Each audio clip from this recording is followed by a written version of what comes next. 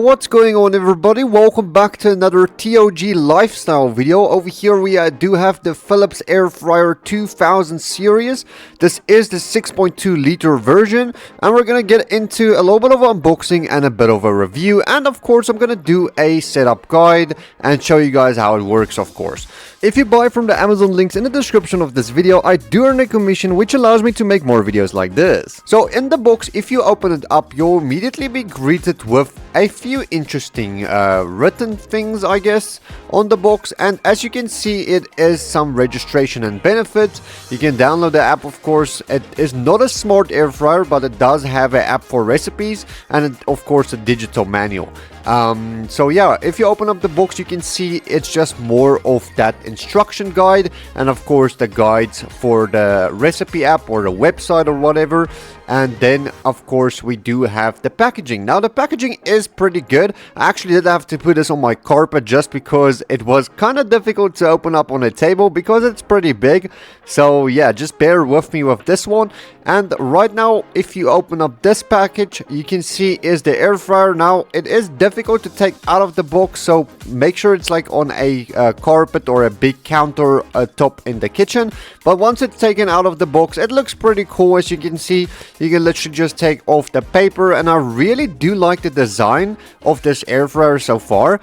But let's take a look at the instructions and of course the app you get over here. As you can see, I'm just pointing it out again for anybody that's wondering. And then of course you do have this little bit of do's and don'ts. So yeah, and the design is really good, like I said earlier, but we're gonna test it out to see how the buttons actually work. Are they responsive? And if the inside of this air fryer is pretty big. I think it's 6.2 liters is the perfect size for me, at least. I don't want the air fryer that's too big or too small. But at the sides, you can see is this tape, so make sure to remove that. I actually tried to open it up, but I couldn't because of the tape. So yeah, but it actually slides out very easily, as you can see.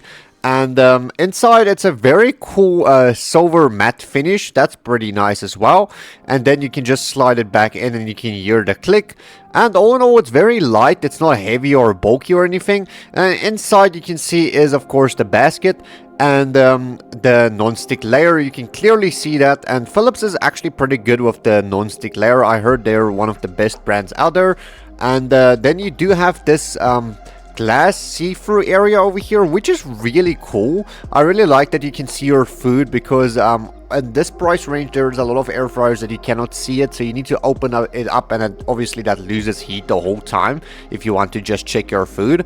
And then here is the little bit of a platform you put in this, and you can see that the design over there for the rapid air technology that will literally cook the food faster. And yeah, all in all, this little bit of a tray or platform, whatever you call it, is pretty nice as well. And I think it also has a non-stick layer on it, so yeah, that's pretty nice. It's pretty sturdy, as you can see. And yeah, we're just going to put it back in here. It just slides in like so if you want to wash this easily, so that's pretty nice that it can come out like that.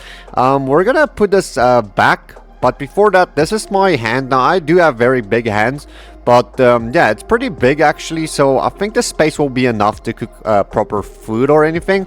And then here is the power button. If you press this, you can see it's turning on. That is just the temperature. The arrows is to regulate the temperature. You can do it up or down, as you can see. Tap, tap, or hold it for faster, I don't know, setup, I guess.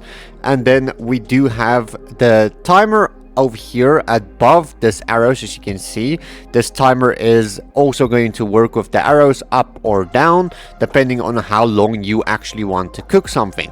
So yeah, and then you do have this play button. You just press that, and now the air fryer is cooking some food. Obviously there's nothing in there, but you guys get the idea. Now there is a few other features like this very cool light. I really like the light inside because now you can actually see your food very clearly. Now you can actually turn the light on or off. If you guys can see over here at the side, that button over there, you can turn it off, or if you want to quickly view your food, you can turn it on. So that's pretty cool, and it's very responsive, so that's always nice to have.